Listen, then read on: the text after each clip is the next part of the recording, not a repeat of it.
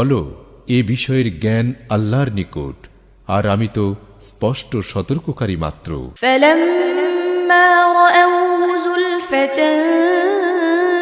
سيئت وجوه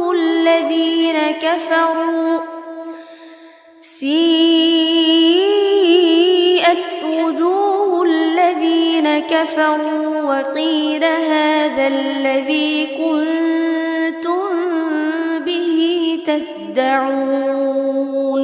অতঃপর তারা যখন তা আসন্ন দেখতে পাবে, তখন কাফিরদের চেহারা মলিন হয়ে যাবে এবং বলা হবে, এটাই হলো তা যা তোমরা দাবি করছিলে। قل أرأيتم إن أهلكني الله ومن معي أو رحمنا فمن يجير الكافرين